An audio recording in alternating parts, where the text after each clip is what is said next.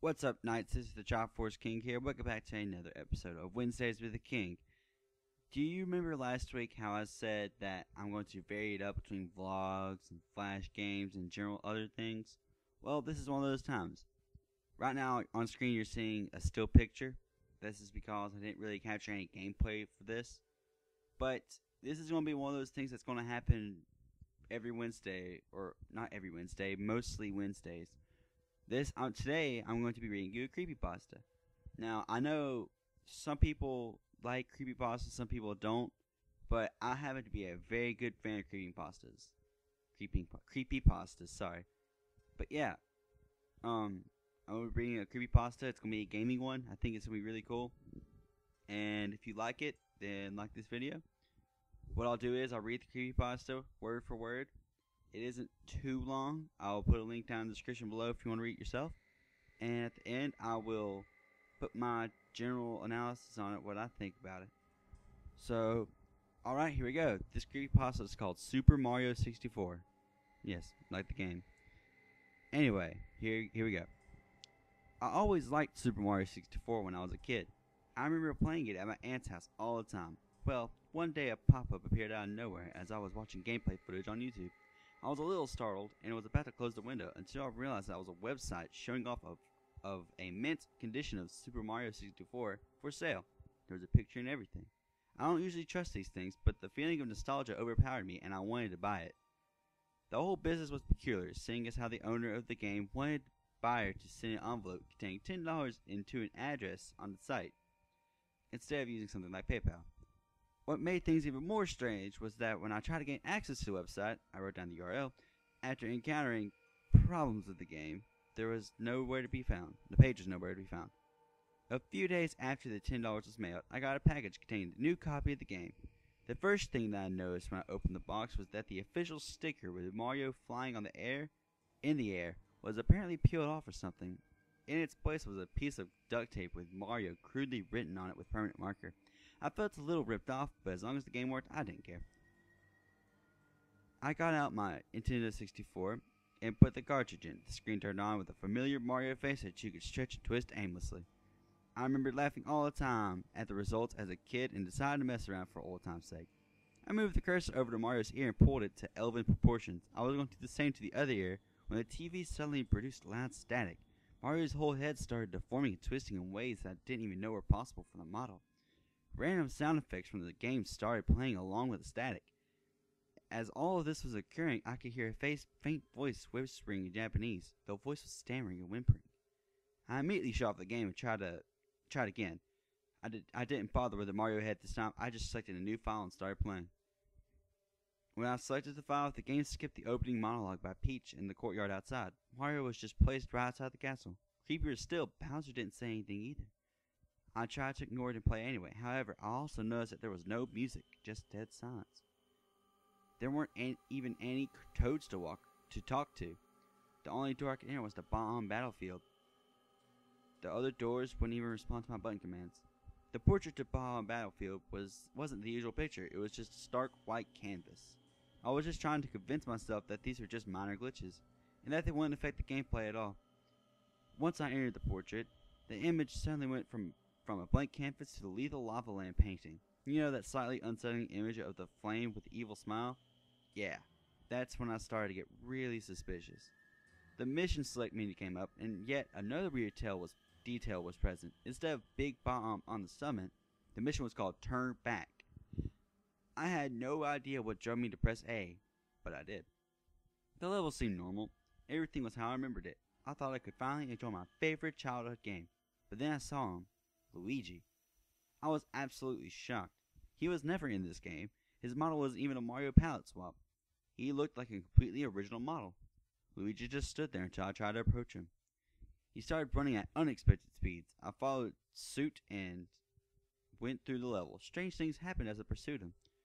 Each time I picked up a coin, the enemies and music would get slower, and the scenery would look darker in color and more morbid. It kept gradually getting worse until I collected the 5th coin. Then the music just stopped. The enemies lay down on the ground like they were dead. I was seriously freaked out, but I kept on chasing Luigi. I went up to the hill. No cannonballs rolled down trying to knock me over. I really wasn't surprised at this point. Luigi was always just out of my sight as I ran. Once I reached the summit, I saw yet another object out of place. A small cottage was all that was seen on top of the hill. Luigi was nowhere to be found. The cottage was certainly odd looking for a Mario game. It was old, plain, and broken down. Regardless of my fears at that moment, I had Mario enter the cottage. As soon as the door closed, a disturbing picture of a hanged Luigi immediately popped up along with a very frightening scare chord. It sounded like a violin screech accompanied by loud piano banging. Mario fell to his knees and sobbed for roughly 5 minutes, and then the screen erased out. I returned to the castle. Mario just slumped out of the painting. The image switched from Lethal Lava Land portrait to the image of Luigi hanging himself. The room was different this time. It was now a small hallway, toads with blank expressions and white robes lining the sides of the hallway. There was another painting on the opposite end that just completely and utterly scared me. It was a picture of my family. It wasn't even a photo from the time Super Mario 64 was released. It was a very, very recent photo. I remember posing it for it last weekend. I reached for the on and off switch to N64. There was no way I was going to play this anymore. However, when I flipped the switch, the game was still on. I flipped it back and forth, but to no avail. I tried unplugging the whole system, but it never left the screen. I was even still able to control Mario. I just couldn't just leave it on forever, so I kept playing. I went to the photo of my family and jumped in. Only one mission was available, of course. This one was called Run, Don't Walk. I selected the mission. Let's go. The level started in a flooded hallway. The platform was floating on the water. Mario landed on one of these, and the camera turned to show that what was behind him. The silent black void was slowly approaching Mario. It didn't look like anything. It didn't even look like finished graphics. Just giant blocky black blob. Try saying that 5 times fast. Anyway, I started jumping from platform to platform. With no goal in sight, I kept running. The darkness slowly but surely gaining speed. This kept on going for what felt like hours. I was really doubting there would ever be an end. Mario was just going in circles. Finally, the black blob void thing caught up with Mario and enveloped him in darkness. He didn't scream or resist at all. It just consumed him. Mario fell out of the painting and back into the castle. I lost one of my 3 lives. The room was different now. Some of the toads were gone and the painting looked different. My family and I were at the same positions, but our bodies looked partially decomposed. It looked too real to be photoshopped. It looked more like someone just took our dead bodies and posed them. Regardless, I jumped into the painting again. Mario was in a small room. There was only one mission available. It was called I'm Right Here, spelled just like that. I selected the mission and prepared for the worst. Mario landed in a small, dark room. There was no visible way out. The room was empty except for a piano in the corner. I knew what that meant. I was stuck here with a mad piano. If you guys don't know what the mad piano is, by the way, if you remember back in Super Mario 64 when you went to the haunted house and you went to that room with that piano that was like alive and like it would try to kill you, that's what he's talking about the mad piano. You know, just to tell you now from experience. I hated that thing so much. Anyway, I approached it and it started chasing me as always. There was no way to damage it, so I had no choice but to let Mario take damage. When he lost all of his health, the usual death animation didn't happen. Mario just got mauled by the piano. He fell as his blood and guts spilled on the floor, and the camera panned to a top-down view of his corpse. A distorted version of the merry-go-round music from Big Pooh's Haunt played as the screen slowly transitioned from the in-game shot to a photorealistic sketch of Mario's dead body in the same view as the shot. It was very unsettling. I was crying softly as I gazed upon the image. I lost another life. The photo of my family was showed again. We were even more rotten than before. The view zoomed in on the painting like I was warping again. I was greeted with a shot of Peach's castle from the outside. The castle was crumbling in ruin. The fields were on fire. The sky was pitch black. Bowser's laugh played on loop in the background as children mockingly chanted, "You couldn't save her!" This went on for a long time until a close-up of Peach's face accompanied by an extremely loud screech interrupted the loop without notice. Peach's mouth was wide open as she was screaming, as if she was screaming, and her eyes were empty, black holes. Suddenly I was back in the hallway as Mario was once ejected out of the painting. Now all the toads were gone and me and my family looked positively repulsive. Maggots were wriggling around in holes in our flesh. Guts were spilling out of our bodies. My dad's eyeball was hanging loose from its socket. It was too much to bear, but something still urged me to trudge on. I jumped into the pain with only one life remaining. That rhymed. This time, there was no name for the mission, just a blank space where the title would be.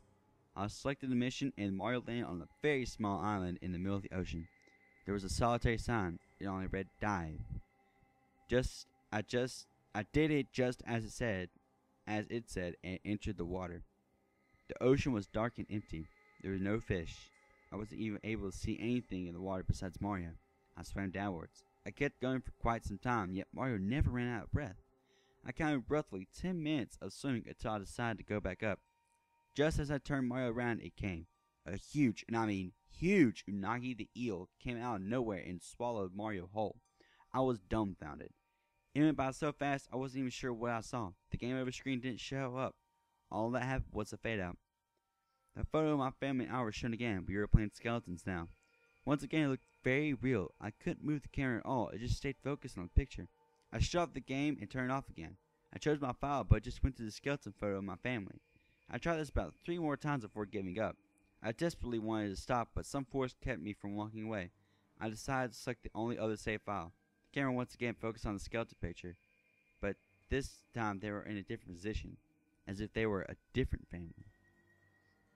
Now, that creepypasta had, like, if you ever read a creepypasta before, you'll notice that most, like a lot of them use blood and guts and gore and disgusting images that make you scared.